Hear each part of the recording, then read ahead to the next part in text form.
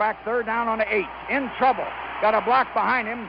Gonna throw and a run, complete to the 25, to the 30. Lindsey's got 35, 40. Lindsey's got 45, 50, 45, 40. Run, Lindsey, 25, 20, 50, 10, 5. Lindsey stop. Lindsey stop. Lindsey stop.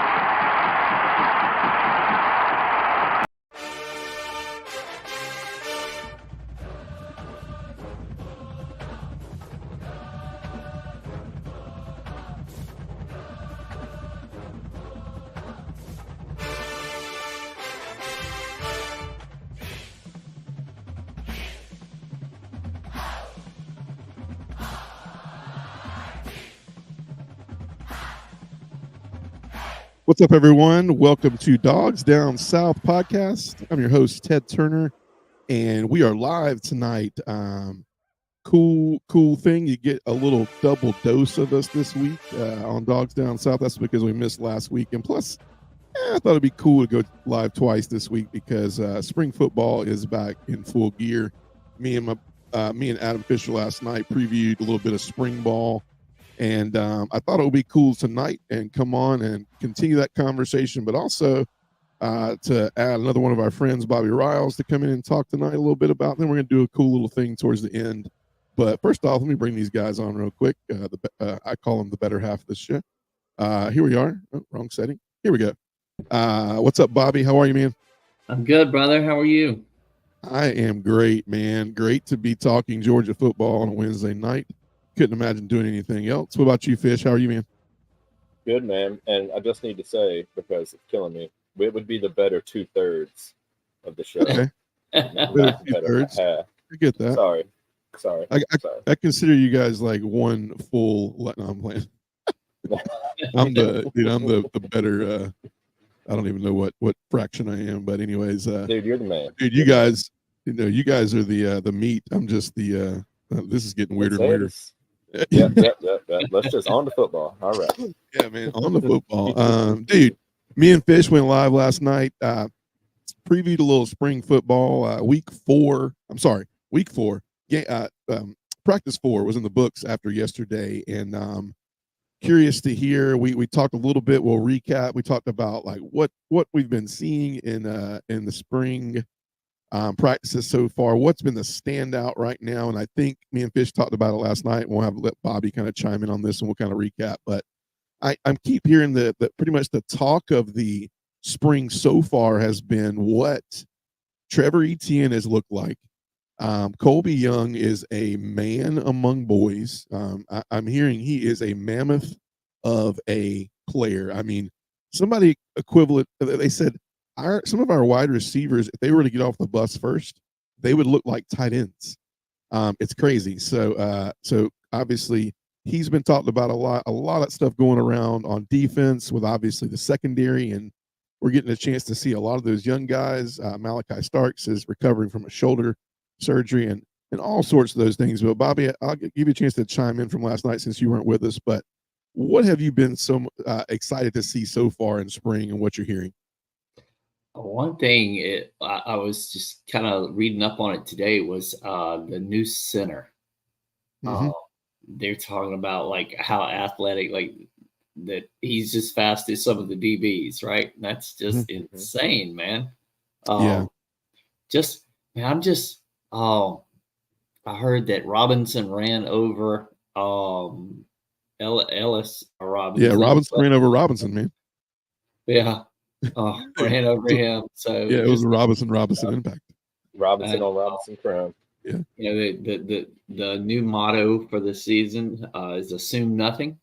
So looking forward to that. I think after the way last year ended, man, a lot of people assumed Georgia was going to be there. Now you realize you can't leave that thing in their hands. Got to do it on the field. So excited about this season, man. Excited to see how everything shakes out.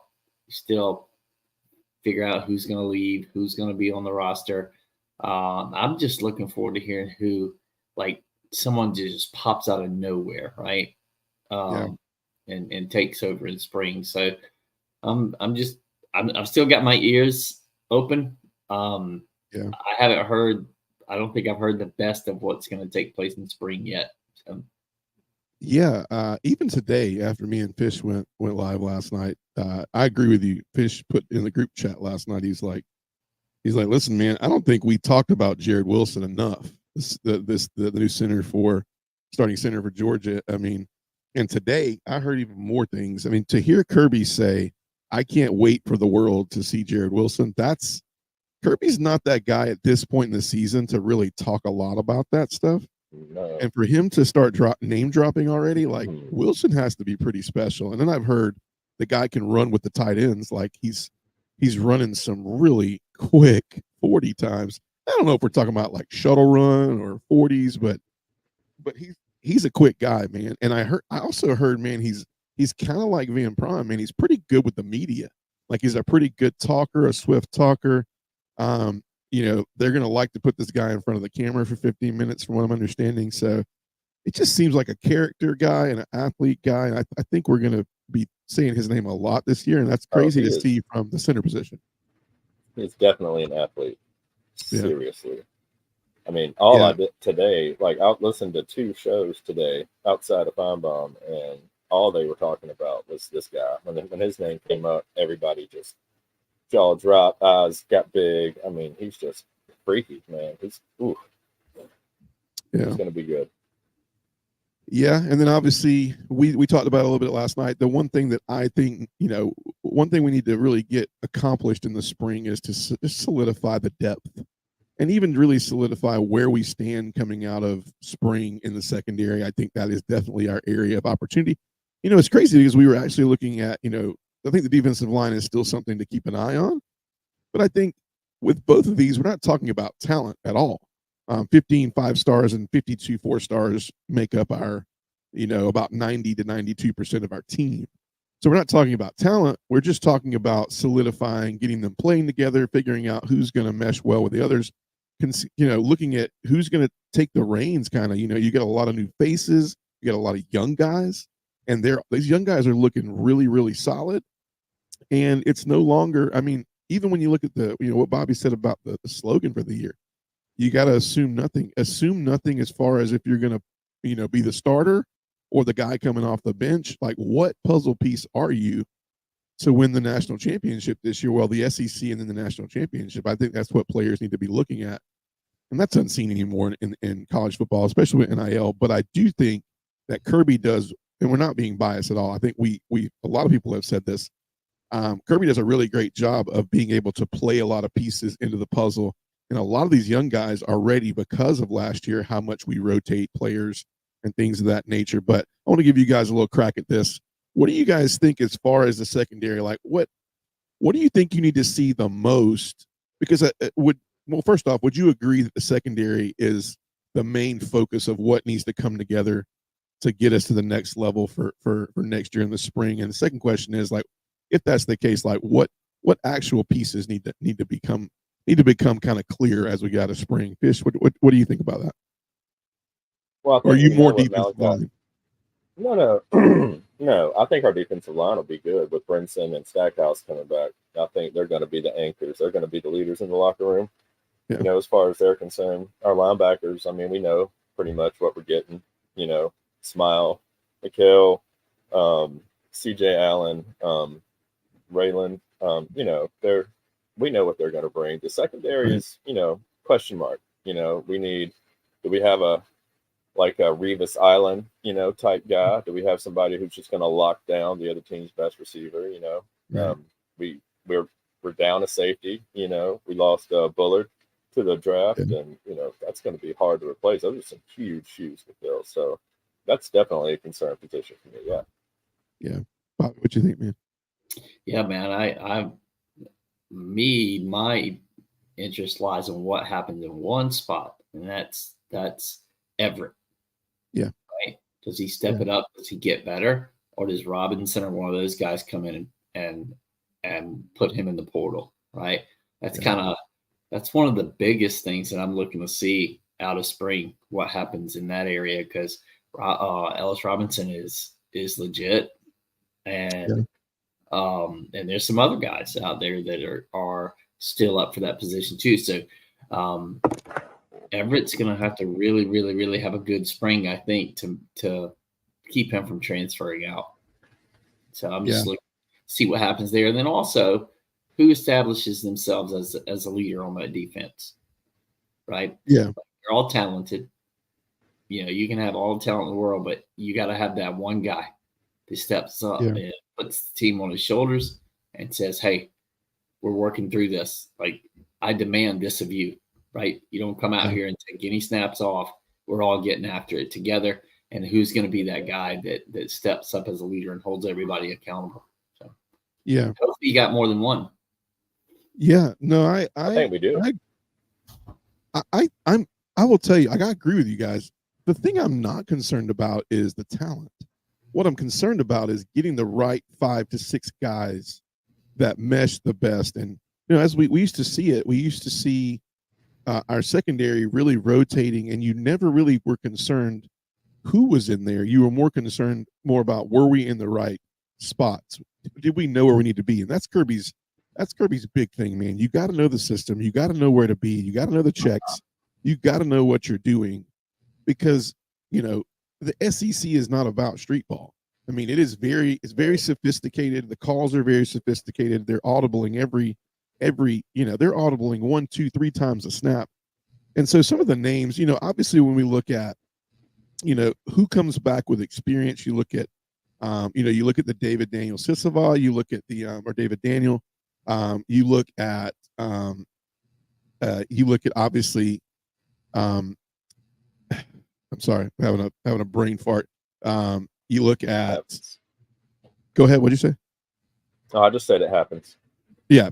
You're looking at he's gonna be ready. He's hurt right now, but I mean he's gonna be ready to light it up. Yes, I'm thinking Malachi, but you're also looking at names like, and I was doing 2 things at one time. You're looking at, does Ellis Robinson crack the list? Now he is going 5th. I mean, he's kind of going 5th or 6th in that secondary rotation, not because of talent, probably just because of, like we said, the system and knowing what's going on and learning how to practice. You look at Janelle Aguero, and he's going to be called on to play that star position. You look at some of the young guys, obviously KJ Bolden. I heard he looks very much freshman ready, not like freshmen like big eyeballs, but like freshman ready. He's coming out there. He's looking good. He's catching on to the system. That's a plus for him. And then you look at, how does it pan out with some of these guys we really don't know a lot about, but have been in this system a while. Julian Humphrey, all the talent in the world. He's going to be called on to be the Kamari Lassiter of last year, very long body. I mean, like you said, Bobby, does Everett transform into somebody that's no longer being thrown at all the time, but there's a good balance of him not always seeing every throw. He saw a lot of throws last year because, Kamari Lassiter not only didn't allow a lot of touchdowns, but he very rarely allowed a catch on his side of the ball. So it's just how it all comes together. And then you got names that are, not out of nowhere, but you have Chris Peel, new guy on the scene. You have DeMello Jones, incoming freshman that's been talked a lot about. I've heard a lot about Kyron Jones. That's a name to look for. A guy who swapped from the running back position into the secondary. A lot of speed, really handsy guy, big guy. We talked about DeMello Jones a lot in our freshman outlook coming in, and that could be a name that pops up on the scene. And so there's a lot of studs back there, man. But I just think what I'm looking forward to seeing is Carson Beck throw against that secondary, because we will know what the secondary looks like at G-Day, because you got probably arguably the best quarterback in the nation throwing into that secondary during G-Day, and we're going to see what they're made of. We're going to see who can take it and who can't. And so what a great test for our defense to see kind of where we're at, especially with us, in my opinion, for one time in a long time, I think offensively, we're probably going to come out of G-Day talking more about the offense than the defense this year, with all the studs that's on offense and all of the the high praise that the offense is getting. Now, I will tell you, first 2-3 days of spring practice, and then we're going to move on for spring practice. But first 2-3 days, man, a lot of people were saying that Kirby was definitely in a different mindset. You saw a lot of comfort from him. He talked a lot about how great, the first 2-3 practices were going, very comfortable. It was very out of the orthodox for him because usually he's very intense. He's always like, well, man, we gotta get all this stuff done. Well, he showed up practice 4. I heard he was walking around with the bullhorn, and he was not only digging into a lot of players, but I heard a lot of coaches like T-Rob, Dante Williams, they were getting an earful, man, because they're the new kids on the block. There's an expectation for practice at the University of Georgia. And even though T-Rob and Dante and a lot of those coaches know the expectation, and Coley and all them, I think we're just getting a little bit of that. I per se, they're tasting the food right now, and they're having to get up to par about what practices look like. And so I heard he was giving them as much of an earful about getting players motivated. And you know how Kirby is, man. He goes, look, I only have so many minutes with these guys. And we have one of, if not the toughest schedules in college football this year. And we need every single minute with these guys to be able to not only come out of this schedule and make the playoffs, try to win an SEC championship, but if we can come through this schedule and do well, we're definitely national champion contenders, because I think we possibly play some of the competition that we could see deep in that playoff. So I think that's what we look off. And also, I think one of you guys mentioned this, and we'll move on to our big topic of the night, but SEC 2025 schedule came out, and to the weirdness was it's basically this year's schedule, but holy cow, if you ever want to go see a Georgia home game next year, pick one. You get to see next year in 2025, Texas. You get to see Bama at home. You get to see Texas come to Athens. That'll be wild. Which has never happened. Crazy, man. What do you guys think about, Bobby, what do you think about the 2025 schedule, man? Just flip-flop to 2024, man.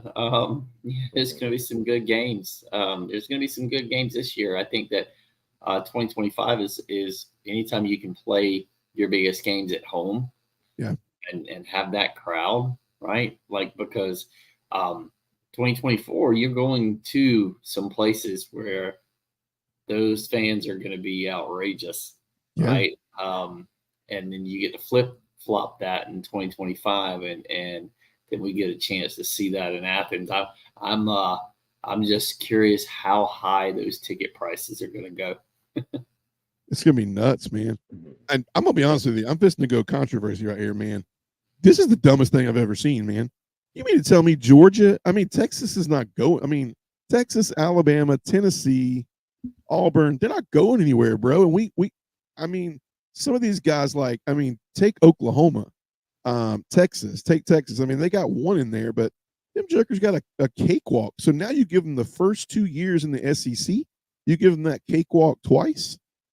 I don't know who's making these schedules, man, but it's terrible.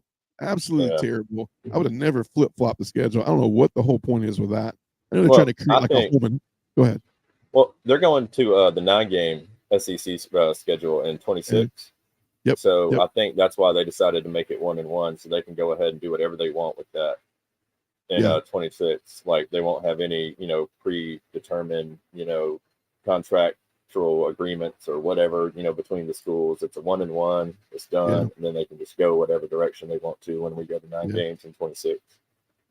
I get it, man. I don't know, but do you like it, Fish? Do you like that it flipped, or you kind of don't care? I think Texas coming to Athens is going to be, the game of the year next year. Like, Texas has never been to Athens, man. I want tickets to that game. I'm gonna go ahead and start looking for tickets to that game. Don't start looking, bro. That's a bucket list. You're gonna have to sell a kitty, bro. Yeah. Oh no. My parents still get season tickets, bro. So I'm good. So your parents, we got 3 right here, right? We got 3 seasons. They still get 4. They still get 4. They're not giving those up, bro. No. They don't. Yeah, they've been they get them. They had them because they've had them for so long. And one of my dad's really good friends, they're a little younger than my parents are. So the way they do it is, in order of longevity, like how long you've been a season ticket holder, where your seats are. So my parents have had the same seats that we sat in, for that long. So they still have them. So it would be criminal to give those up. So what they do, because my parents are no longer able to go, they get the tickets and they sell them all to my dad's friend, and him and his family go. That's cool, man. I'm gonna be honest with you though, man. you need to tell your if you just sell those tickets, man, you can retire probably your kids and their kids, bro. With next season. Yeah, all my kids are going to UGA. It's paid for. They don't need a scholarship. I got it. You could probably tell UGA, hey, look, I got tickets. I'll sell them back to you. You can sell them, and they'll be like tuition for 4 years. We're great. There you go. Let's run it. I don't know what's cheaper. Rich man, what's up, man? I see you hopping in the chat. Rich man says, dude, I can't wait. No more of this cupcake harassment. Yeah, we definitely won't be getting that for the next. We ain't getting no cupcakes, bro. But I just want everybody to experience some of the. If we're not getting cupcakes, I would like everybody to experience this. I don't know, tough sirloin steak. Hey, I mean, at least we're not Florida. Their schedule's brutal. Yeah, brilliant. Oh, they get it twice.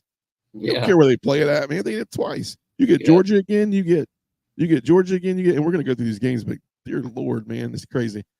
So moving on, I thought it would be cool tonight, man. To we obviously we got forced practices in. We got a little to talk about, but not a lot. So I was like, I thought it'd be pretty cool, man. I saw another podcast do this, but if Paul Feinbaum and the SEC crew were trying to know ahead of time, like, what is the game they're going to on what week for the SEC road show for the year, not knowing what records are going to be, I thought it would be cool to just really go through week 0 all the way down to week 14 and see if we all can agree that this is where, and obviously we could kind of say, hey man, we're showing up there too, like where are we wanting to go and where we want to Feinbaum, where we think they're going to be showing up. So I thought it'd be really cool, man. So we're going to lock in right here and kind of start it out. We'll get it rolling. I'll start it out. I think I told you guys before we hopped on, I did a week 0 only because if I didn't do a week 0, one of these teams would be left out. And there were some teams left out. And there's some games in here that we might agree and disagree on. It might seem a little biased too, but I will say it's not going to be biased because I will tell you this. I don't know between Georgia and Florida. Both of these teams have the toughest schedule in the SEC this year. It's between Georgia and Florida. I think Florida maybe has a little bit of an edge on the toughest schedule. But there's going to be some Georgia bias in here, but I think it's the right call. So let's start out with week 0. First off, did you guys do a week 0? I did not. I started at week 1. All right, I'll do my week 0, and it'll be a no-brainer. But I think Feinbaum for week 0 has to show up for Vanderbilt, Virginia Tech, and I'll tell you why. Number one, if they don't show up in Vanderbilt, they're never going to Vanderbilt this year. It's at home. It's against Virginia Tech. I don't know if I'm really going to be looking more forward to see who's going to win or more forward to see if the scoreboard is still hanging from, I don't know, some heavy-duty rope. Who knows? But apparently 2026 is still the end date for construction to be done. So Vanderbilt has to deal with another year of trying to get their stadium put together. And when TV crews show up, it's not good, man. Like, it was one of the craziest scenes I've ever witnessed when we played Vanderbilt last year. Crazy enough, we don't play Vanderbilt this year. Isn't that crazy? I mean, it's just kind of like weird. It's just one of those teams we always play and we don't play with them this year. We don't play South Carolina. That's weird. It's the first time since I've been alive that we don't play Vanderbilt. Yeah, man. I mean, remember the days where, I remember back where Pollock was there, and, I hate to say it, man, Georgia, South Carolina was always one of those, all right, it was kind of, this is how our season's going to look. If we lose to South Carolina, we're behind the 8 ball. But if we win, all right, this team's going to be okay this year, It was always definitely that kind of standard. To see what was going to be like that season. Yeah, exactly. So I got week 0 Vanderbilt. Let's dive into week 1 so we can all get some. So week 1, I will start with you, Bobby. There's a couple of games this week, but I'm curious to see where you think we're going that week. Who do you got for week 1, Bobby? With all the hype surrounding Georgia and looking to see if Dabo is making improvements from last year, I got to go Georgia Clemson, man. There's a couple other games in there that are close, but I don't see how you skip out on the Georgia Clemson game. Yeah, I will tell you that between I had a hard time. Well, I'm not going to do that yet. Fish, do you agree, disagree, or you got somebody else in there? Georgia Clemson for sure, but also a close number 2. When's the last time you saw A&M play Notre Dame? There's 3. There's 3 games in there, A&M and Notre Dame. Because I will tell you this, that's if you look at Notre Dame's schedule, if they beat A&M, bro, they're in the playoffs because they got those cakewalk schedule I've ever seen in my life. So basically, the beauty of being independent. Yeah, so basically Notre Dame gets the good. I mean, they got to go into Kyle Field right off the bat and beat Texas A&M. But if they do, man, I think they said something like it's an 89% chance they make it in the playoffs from there if they win that game. Also, I mean, I'll give you. I had Georgia Clemson too, and I'll tell you why. I do agree. I think this is more pressure, in my opinion, on Kirby and Georgia, just because of the fact that Clemson has nothing to lose in this game. Clemson has to come off of a year where they're returning 18 starters this year. They're supposed to kind of be back in it. However, the expectation from what's been going on at Clemson and the fact that we all looked and saw how Dabo had no interest in the Alabama job means that Clemson is all about Dabo for a long, long time, unless he just literally floats the boat and has a season that's unheard of in Clemson. So I think the pressure's on Georgia to come out, look good. I think you said something very important last night, Fish, when you said they're going to be preparing for this game for 4 to 5 weeks before this game starts. This will be a very tough game, neutral site, although it will be a Georgia home game. There will be a lot of Dog fans there, but it could be a lot of Clemson fans there. Clemson fans travel. But I'd say another game that's intriguing that's on that list is Miami goes to the Swamp. So I think this is the battle of the hot seats.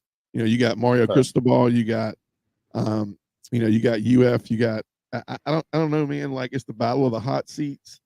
Napier, I think you got to look at that and go, Florida has a tough first 4 games. And if you look at it, besides the cupcake they have in week 3, they kind of gotta beat Miami at home, and they gotta, they're gonna get another win in there. But if they don't, there's a slight possibility that they could come out of their first 4 games 1-3, right? So I think that's a very key game. But I do agree with you guys. Like, I think I'm definitely, if we're traveling together and it's Feinbaum, I think they're headed to Atlanta. I think they're watching Georgia Clemson. So I think that's a definite must for me. Let's look at week 2. This was interesting for me as well, but we'll start with Fish. Who'd you have week 2? I like matchups. I like matchups that you don't get to see very much, and I think that makes for good TV. So I'm going Arkansas, Oklahoma State. Arkansas, Oklahoma State. Okay. Yep. Interesting take there. See where Pittman is, Oklahoma State, see where they're at. They got that running back. Did he come back? He came back, right? They're really, really, really good running back. Yeah. Yeah. He's probably going to run all over Arkansas. That'd be fun. He almost bid on some money, but he didn't. I forget the guy's name, but very, very good running back. Okay. Interesting one. Who you got, Bobby? Week 2, September 7th. Before I go full into week 2, the Sunday game, like before you head into week 2, right? Like LSU and Southern Cal. That's going to be an interesting game. Yeah. That's going to be an interesting game. I definitely want to watch that. For sure. I think, and just giving you guys a heads up, you can pick how you want to, but they might. I'm thinking that if it's SEC Nation, they're probably going to SEC matchups.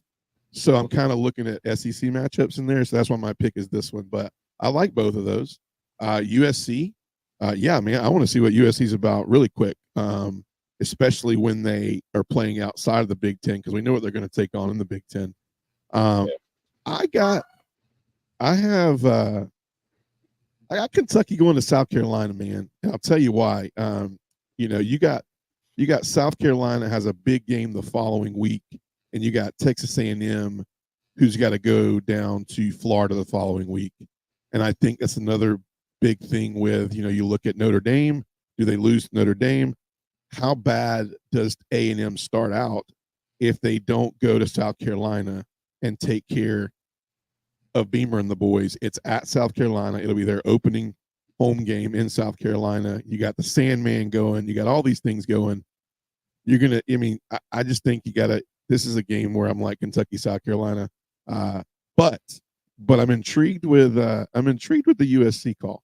I think if they weren't looking at 2 SEC teams, I think they're there. What about go ahead. Michigan, Texas? Harbaugh's gone. That's a big matchup. It's true. Week 2 too, as well. Yeah, I think it's a different game. I think it's a different game. Is it at Michigan? Yeah. Mm-hmm. Very interesting. Yeah, it sure is. Ooh, very interesting. All the way to Ann Arbor. I like you guys. You guys got the outside the box pick. I'm gonna stay in the SEC, but don't let that sway you. What about Bobby? What you got? Week 3, September 14th. Oh wow. If we're staying kind of close to if we're thinking, where's SEC Nation going? Yeah. So really, man, I'm probably, just because I'm interested to see you talk about the hot seat, right? Like I'm looking to see where Florida's going to be hanging at this time. So I'm probably going to go to the Florida A&M game. Yeah. I'll see where you're at, Fish, but I'm definitely on that one. I'm on Elko going down to Florida, and this could be weird, man, because you could see Billy Napier 0-4 if he doesn't win that game. There is a gimme game somewhere in there, but we all know what gimme games look like outside of the conference, especially when things aren't going well. We saw Alabama go down to USF last year and almost choke, so nothing's a gimme unless you're playing Bishop Sycamore, from a made up team out of the.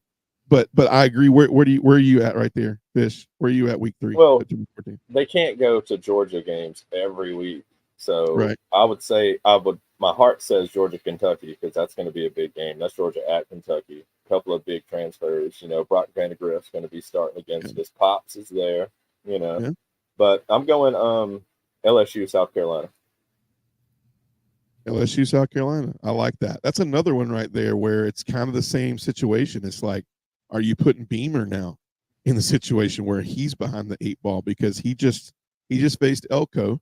It's a good chance, let's say Elko, beats them there. South Carolina's looking at a 1-3 start. There's just a lot, man. The SEC is rough, man. Rough.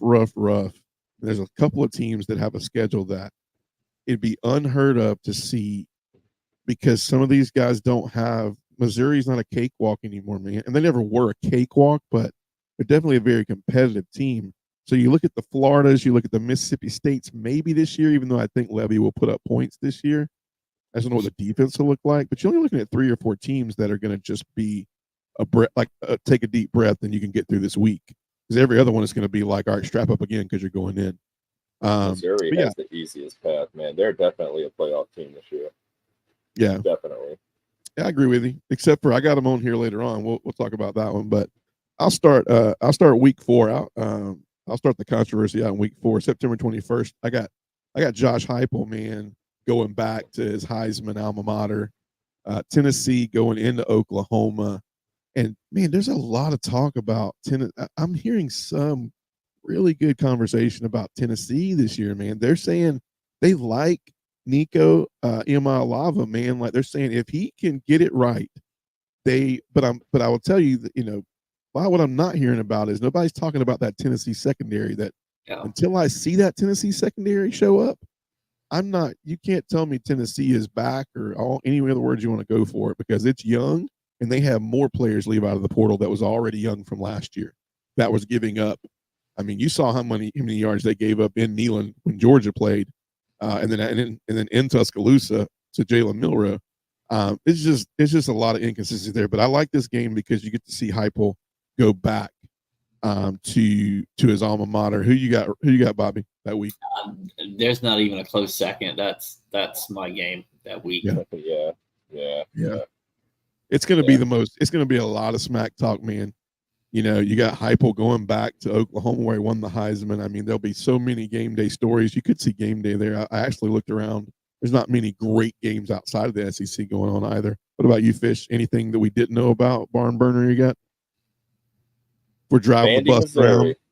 Vandy, Missouri, out of here, baby. man. Woo! That bus will intentionally get 4 flat tires, 8 flat tires before it hits there, man.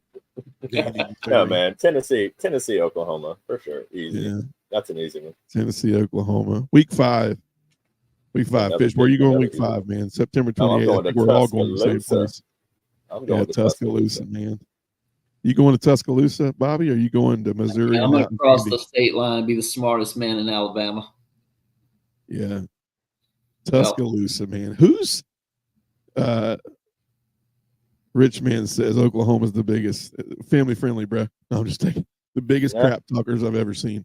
I agree, man. Oklahoma is, well, we're gonna see what they're made of, bro. Because out of Oklahoma and Tennessee, I do think that they're the team that stands. The Texas stands a better shot of competing in the SEC. Oklahoma, I'm wondering how this transitions. But yeah, I think we're all going to Tuscaloosa. I think the big question is not where we're going. I think who's got the most pressure in this game? Kalen DeBoer or Kirby. I'll let you guys answer that. That's going to be the talk of the town. Who has the most pressure going into Tuscaloosa? What do you guys think?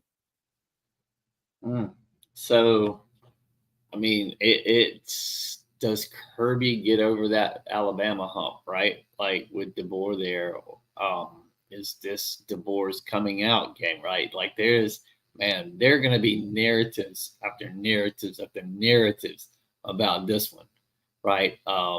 There's pressure on both, right? Like, if Georgia wins, then it's going to their headlines are going to be, oh, it's because we didn't have Saban, right? Yeah. And then if Bama wins, it's going to be Bama just owns Georgia no matter what, right? Those are going to be the storylines coming out of those games, and so a lot of media hype around that. I don't see how anybody with a pulse chooses any game other than the Georgia Alabama game that week. Oh yeah. Yeah, I know, Fish. You said it. You were like, you feel like DeBoer is a little bit more pressured on this. Obviously, it could be we're feeling two and done type thing. But I lean towards Kirby having a little pressure on him because, eight out of the last 9, and then DeBoer gets one, and then you go, oh, so it wasn't Saban. It was, maybe it's just Kirby and the Bama curse, and I don't know, man. I will tell you this: they both have a bye before that week, so that will be a game where, if I'm a betting man, defenses are going to be talking. And if I'm given a little bit of an edge this year, I think we have the most MVP defensive staff that anybody can put together, and I'm just putting all my monopoly money on that. That's pretty much a head coaching staff on our defensive side of the ball.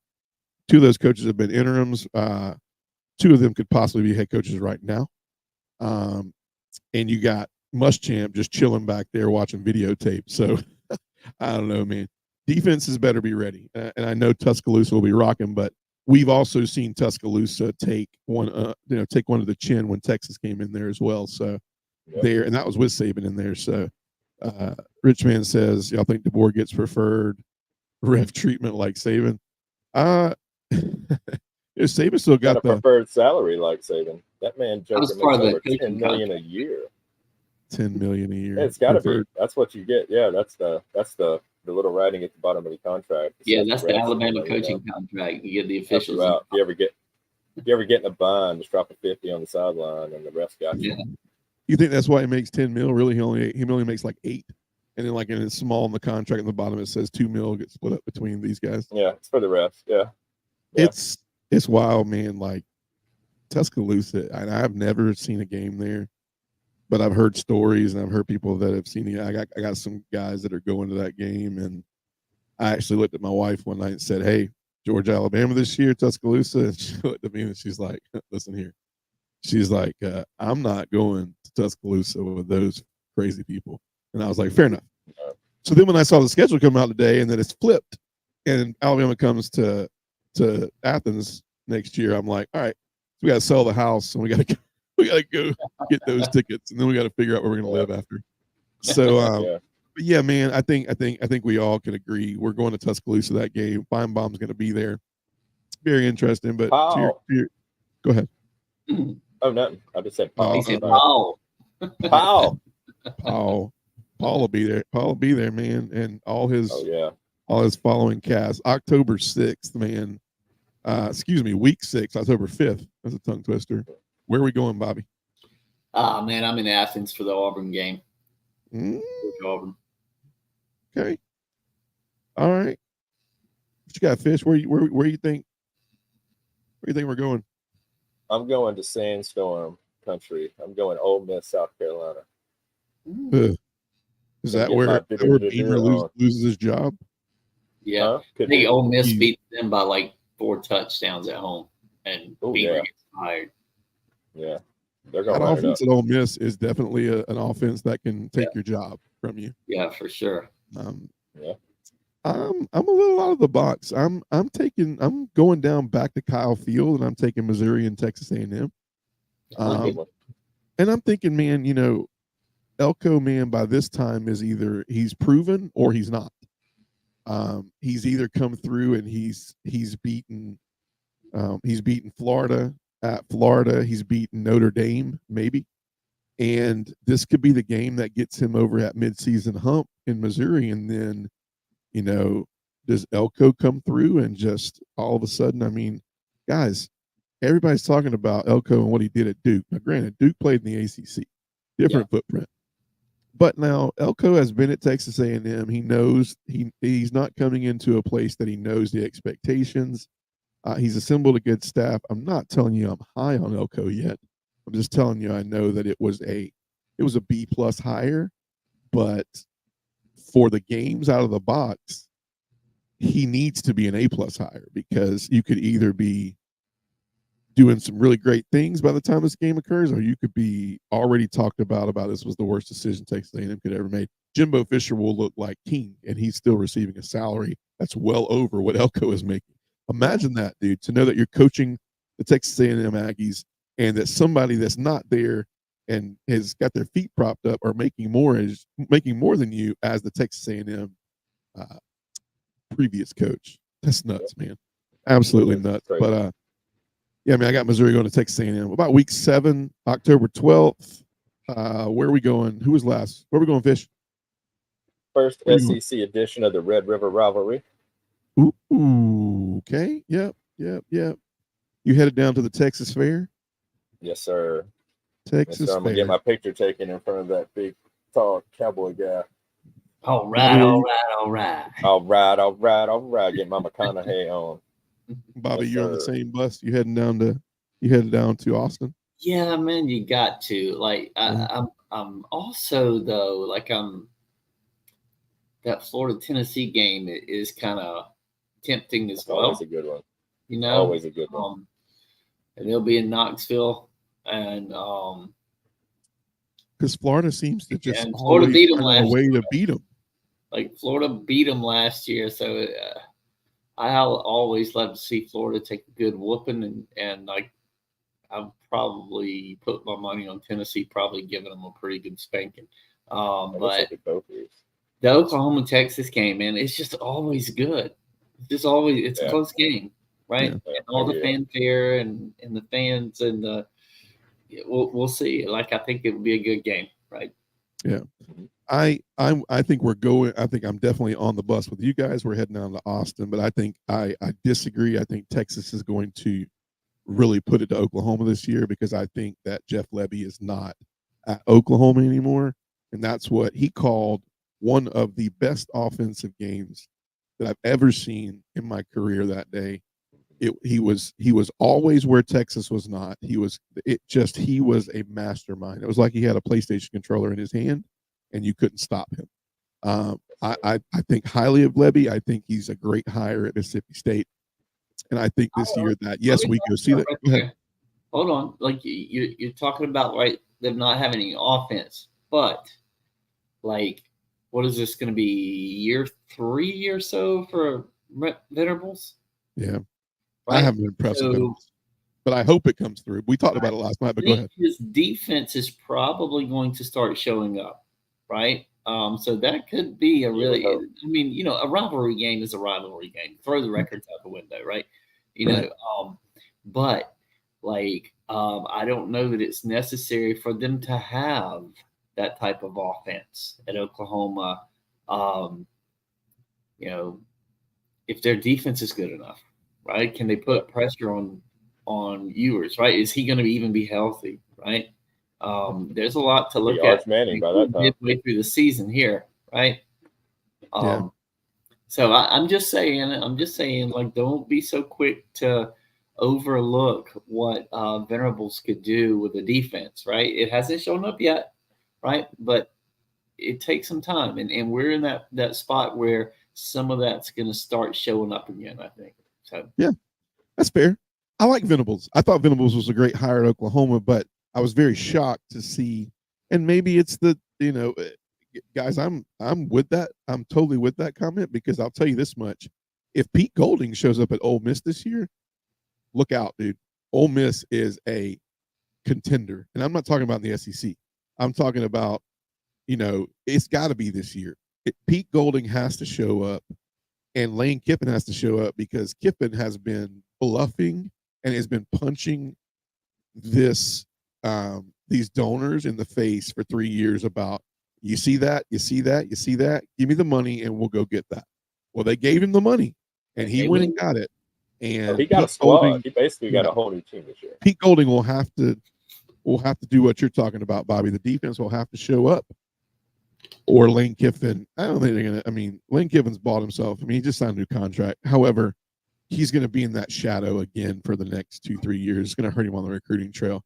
But I like that comment. I think I said the same thing last night. But if Venables doesn't get that defense going, if you don't start seeing the Brent Venables style defense, but remember, that defense was great, but I would have loved to see that defense play against SEC teams, the ones, the Clemson defenses of old now.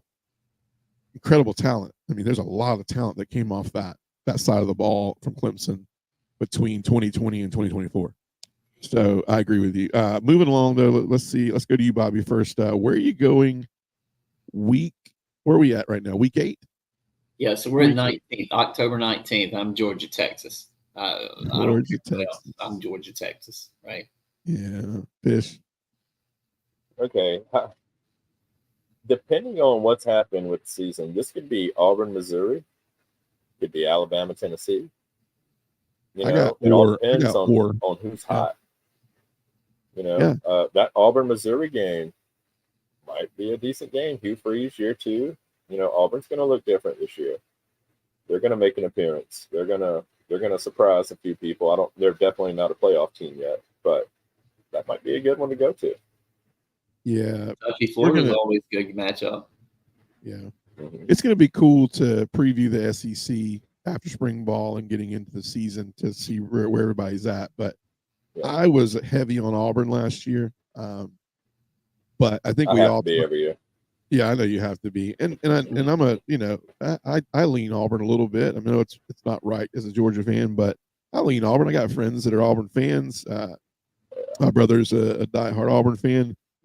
They got to get the quarterback position right. They're getting. I just got to see what the adjustments look like coming in. Question mark, yeah. But I think Alabama, Tennessee. I got to see what Tennessee's looking like at the beginning of the year.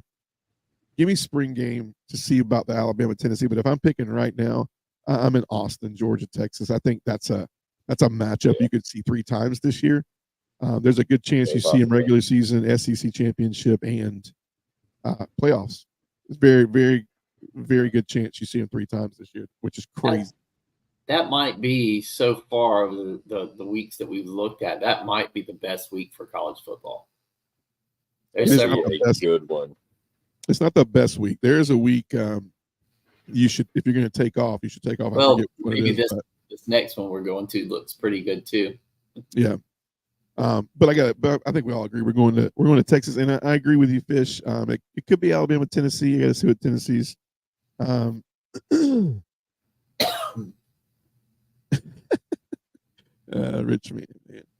Rich man. He went to be an Auburn fan. Crazy, man. All right, where are we going? We're in week 9. Week 9, man. I know where I'm at. I'll lead this off. Week 9, I'm going to Tuscaloosa, man. I got Missouri, Alabama, week 9. I want to see what Missouri's made of. I want to see Eli.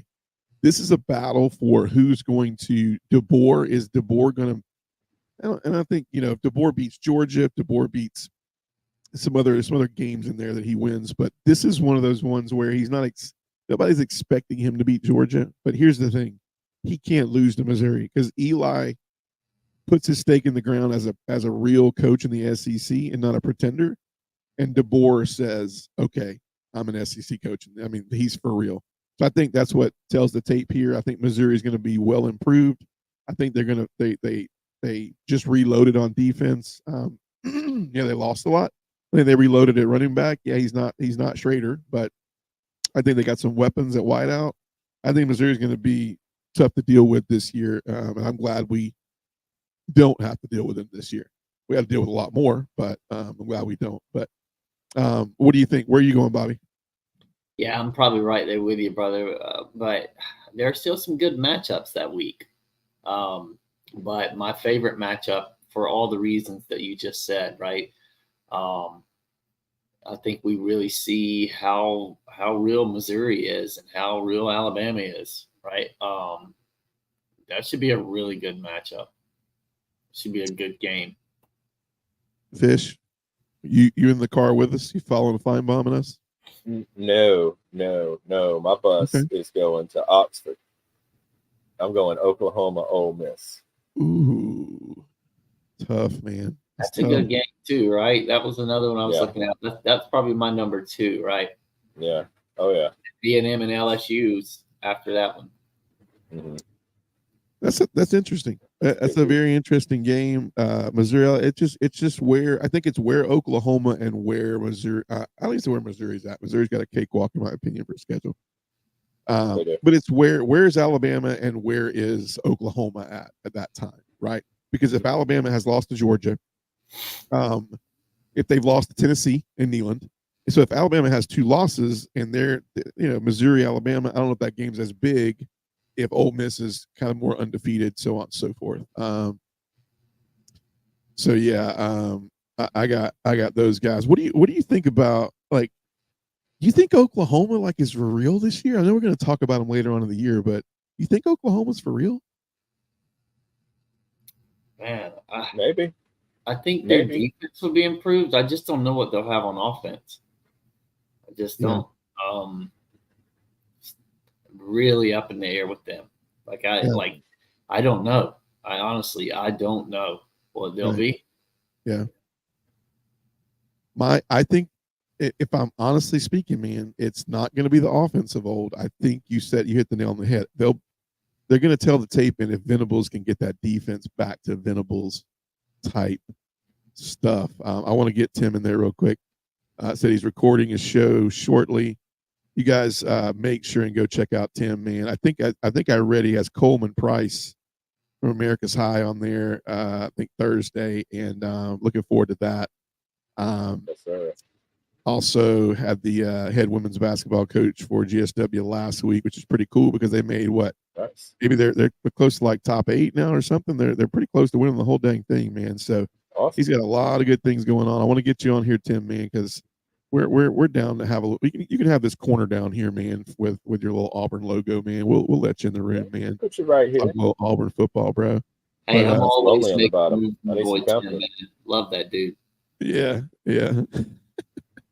But yeah, man, Tim, thanks for popping in, man. He says Auburn spring practice going well. He thinks they're a year out from being elite, and Kirby set the bar really, really high. GSW Elite 8, yes. That says perfect, man. We look forward to it, man. Like I said, sure. I want to be as nice to you as Auburn fans were to me when I visited down there, man. I cannot tell you, man. Yeah, Auburn are good people. Man, some of the best fans I've ever. That's the thing. Why my wife's like, I ain't going to Tuscaloosa, because I told her how great Auburn was, and she's like, well, we ain't going to Tuscaloosa. But Tim still share some old stories too. What's that, Bobby? I said let Tim share some old stories. I'm sure he's got a few.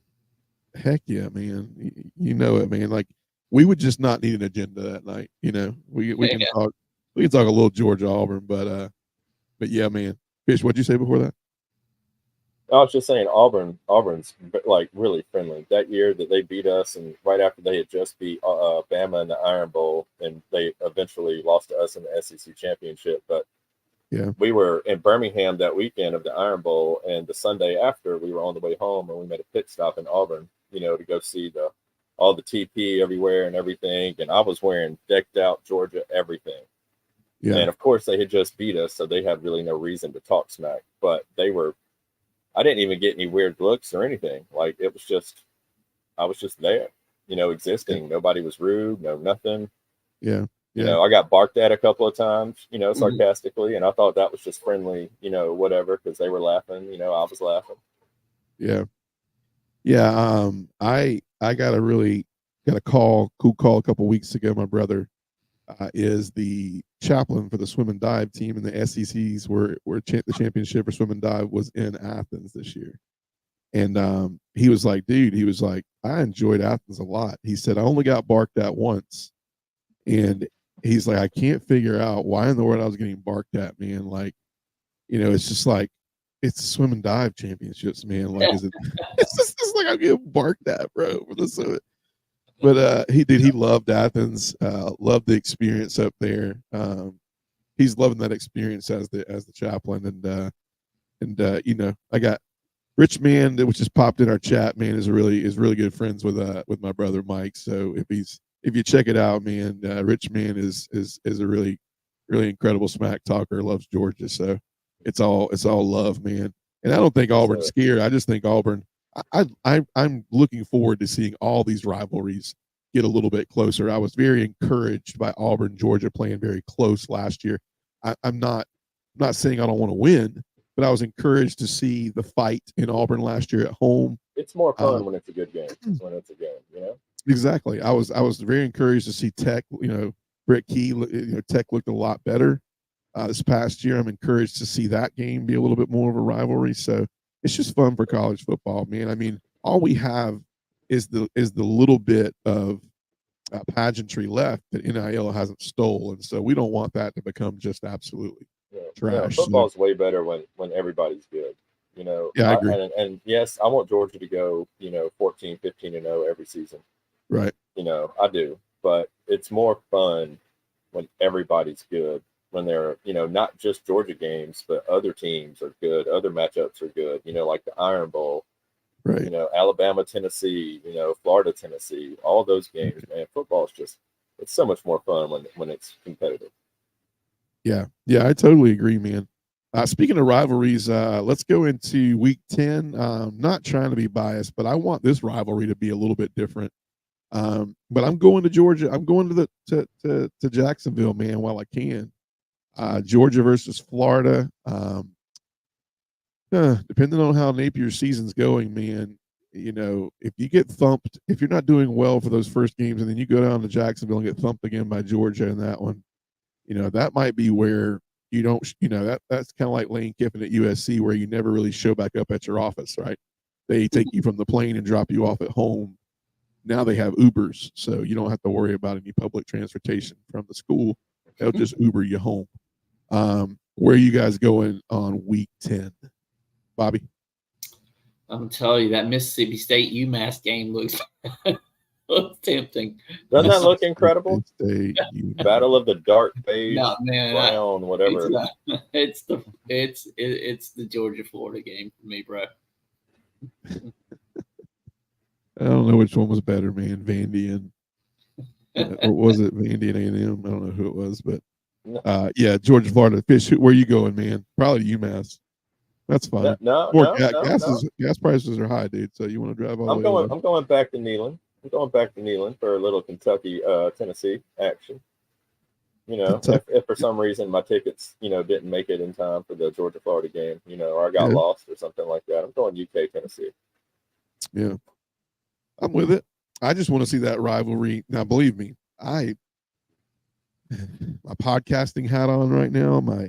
I want to see that rivalry become a little bit more what it used to be. But my Georgia hat on right now is we can keep planting them by the second quarter and resting the second half for all I care. So we'll just leave it at that. Week 12, November 16th. I didn't pick Neyland on that one because on this one I picked Tennessee, but I got to say Athens, Tennessee coming to Georgia. I think is Tennessee doing well? Are they hobbling in there? This is a good Tennessee team, man, on paper. I think a lot of defensive bright spots. Secondary, I got to see what's going on in the secondary. But I key this on EMI Alava and the secondary for Tennessee. But I'm coming back to Athens on this one. Fish, where are you going on this one? There's a couple of good options. Bama, LSU, Missouri, Oklahoma. Assuming we've been saying it, every week. Is Oklahoma going to be this? Is Oklahoma going to be that? That depends on a lot. But I think them being new, to the SEC, I think they're going to, the network will probably give them a lot of pub. So this give me Missouri, Oklahoma. This is the week I was talking about, Bobby, where if you're gonna call out of work, call out for this weekend. You got Florida at Texas too. Lord, I just saw that. Man, this is the weekend that you call off, man, because this was a tough one. But that's why I said I'm trying to be biased, but I do think, I don't know. I skipped week 11, by the way. We'll go back. I apologize. We skipped week 11. Anyways, week 12, Tennessee, Georgia. Who'd you have week 12, November 16th, Bobby? November 16th, I'm gonna go to the Tennessee Georgia game. I'm there. Yeah, and those are all very intriguing, Fish. I'm just curious what Tennessee looks like at that point in the season. But I'll tell you one that we're gonna go back to. That the reason I said I knew I missed it was because this is the game right here that game day could be at, and if these two teams are undefeated. If everything goes like they're supposed to, these teams are supposed to be undefeated at this time. But week 11, November 9th, I'm going into Oxford to Georgia Ole Miss, and that is going to be a wild one, especially if these two teams are undefeated, man. Like, that's game day, that's SEC Nation, that's possibly that's playing for possibly number one spot in the SEC. That's going to be an incredible game, man.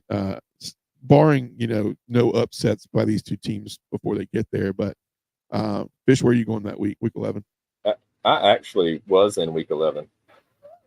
That's why I picked up Missouri, Oklahoma. So I'm going to jump down to 12. Okay. And give me, Georgia, Tennessee. Okay, cool. You're not going to Oxford, man? You don't want to see that? You ain't trying to see Georgia Ole Miss redemption? No, I'm picking week 12 now because I picked week 11 last. But I was just trying not to be, because I know game day is going to be there. That's true. Yeah, that game, Georgia Ole Miss is gonna be the game of the week, game of the season, possibly game of the SEC year so far. I mean, definitely. I totally agree. That's a huge game. Hot toddy on the Grove. Then go watch some good football. Yeah, that's where let me let Bobby speak first, man. Where are you going, Bobby? Yeah, I'm with you guys, man. That should be a great matchup. The Georgia Ole Miss game. Dude, if Georgia beats Ole Miss at home and both teams are undefeated, he gets a Saban statue, bro. Ole Miss puts a statue of Lane Kiffin out there, bro. I mean, you mark my word. You got the Lane Kiffin with the dog and I don't know, man, with some weird statue, but he gets something's happening, bro. Like they're tearing Oxford would be him up. throwing his clipboard up in there. Something's happening. It's a Neyland type celebration when they beat Alabama. They're taking, like when Neyland took junk down into the what's the river that flows right by Neyland? What is that? Tennessee River. I don't know what it is. Tennessee River. I should know my geography, right? Bro, they're doing something. They're taking they're hauling the goalpost to the freaking ocean, dude. Like it's happening, dude. Yeah. That place is going to burn something down that night. Yeah. So moving along, man. Let's skip week 13. I got Alabama going to Oklahoma. Once again, barring now, these are our two question mark teams. Is Alabama by this time? Where are they at? And where is Oklahoma at? But if they are, I gotta go down to Oklahoma and see Oklahoma, Alabama. Who you got, Bobby? That's a good one, but I'm torn between that one and a couple others. I mean, I'd like to see the A&M Auburn game. I think that would be a good game. And then after that, Ole Miss in Florida. Like I like to see Ole Miss go down there and manhandle them. You sure? Because I mean, by that time, Florida could be on the interim coaching position. I mean, dude, that's the craziest thing is here's, and I'm definitely not calling it like this, but Ole Miss, if Ole Miss were to beat Georgia and they're going into Florida, bro, if they pummel Florida in the swamp and Florida's took to the chin on 75% of their other games, I'm just telling you, Napier might not even be there for that game. There might be an interim, they might bring They might bring Steve Spurrier in like they did with Stoops to coach that one game. Maybe look, Bob Stoops, when he came in, didn't Bob Stoops coach a bowl game or something for Oklahoma when Venables was between Lincoln Riley and Venables? Do I remember that correctly? Something like that, yeah. Yeah, I know he was there and he had a headset on. Yeah. My reason for the Ole Miss Florida game, though, is Ole Miss has been prone to let one slip up. Uh-huh. And in the swamp, right? If Florida has nothing to play for, they can let it all loose. It could be one of those trap games. So, yeah, I agree. Well, and we'll all see it, man. The defense at Ole Miss has to be improved, bar none. It's got to be improved because if Pete Golding is still bringing that, I mean, dude, between the LSU game that I watched versus them, overtime where over 140 something points were scored, and Georgia winning 55-10. I mean, you're gonna have to show me that secondary can cover a receiver, and then I'll be sold on Ole Miss. Because if not, I'm going to tell you, Kiffin and the boys are going to have to put 75 points on the board to beat some of these big name teams. And we've shown that doesn't work at Oklahoma, because Oklahoma was able to put 50, 60, 70 points last year, but they couldn't keep people off the board. So, and then last but not least, week 14. Fish, did I go to you, man? Where are you going week 13? You agree or not agree? Yeah, no, I agree. First of all, I want to say, how did UMass draw Vandy, Missouri, and Georgia? Yeah. They're trying to pad that pocket. They're trying to get paid, man. They're just trying to make sure that they got transportation to all the other sports stuff. Yeah. Beat me down. Bus rides and gas, bro. Plane tickets. And fat my pockets. That's what that is. That's all about getting bus tickets, bro, and getting plane tickets. They got the gymnastics team for UMass has to be able to make it to. In order for them to have a Division I program, they have to be able to make the sports have to make it to the next destination. So that's probably why. There's probably some nice. Yeah. And finally, rivalry week, man. Week 14. Thanksgiving-ish around. We're sitting around with the fam. Who you watching on rivalry week, man? I'm gonna let Fish go first. Who you got, man? Give me the Iron Bowl for sure. Got That's always a good game. It doesn't matter if Auburn's 0-12 or 0-11. That game's always competitive. In Tuscaloosa. What about you, Bobby? Where are you going? I'm sitting there watching the Iron Bowl and hoping they learn to play defense on 4th and 600. Yeah. Yeah, man. I'm at the Iron Bowl too, and Kalen DeBoer is sweating it out, because depending on what the other games have happened for Kalen DeBoer with Missouri and Georgia and some of those other games, is depending on whether this is going to go well or not. Now, it doesn't matter if they're undefeated coming into that game and you lose to Auburn, it's not going to go well. However, if you've lost some of the other games early in the year and you go and Auburn's coming to Tuscaloosa and Auburn gets that victory, you're going to get some chatter, man. You're going to get it's going to be a really weird offseason for Kalen DeBoer. You got the portal. I mean, guys, we're one season away now from teams being dismantled. It's nothing like we've ever seen. And you could see the landslide of Alabama after this year. Any team really, but Alabama, you've seen the Saban, then you've seen the guys that are like, all right, we're going to stick around. We're going to do this. And then they go, right? And then what is left in Alabama other than, I don't know. What I would say is they're living off of the same 4 and 3 stars that other teams like Kentucky and Florida and them are living off of right now. And doesn't matter how much coaching you have in there, it comes down to, do you have money and do you have elite athletes? And you may win a few.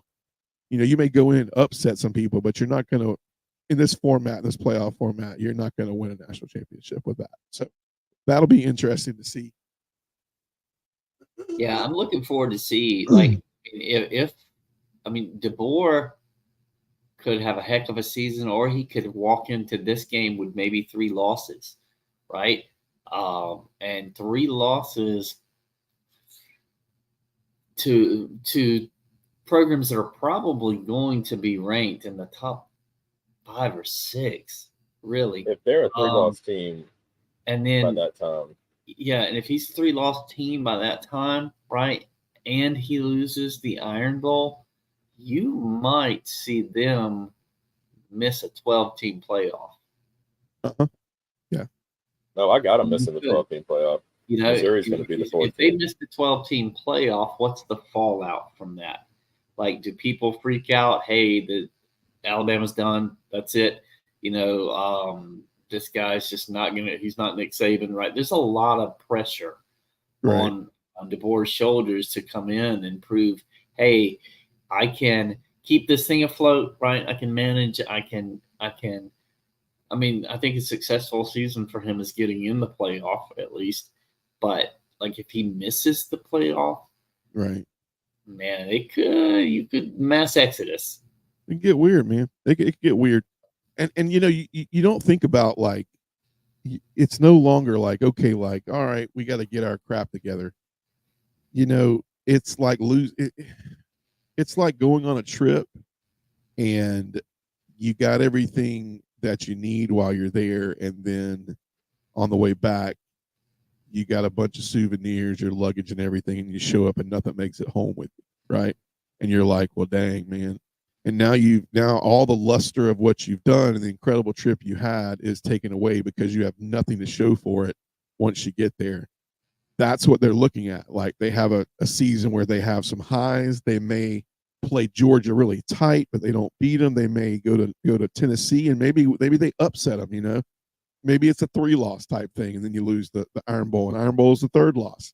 But you got some things in there that the expectancy is no longer like. Kalen DeBoer played a game last year where, yes, Washington was in the thick of it, made the 14 playoff, all the above, national championship, all those things.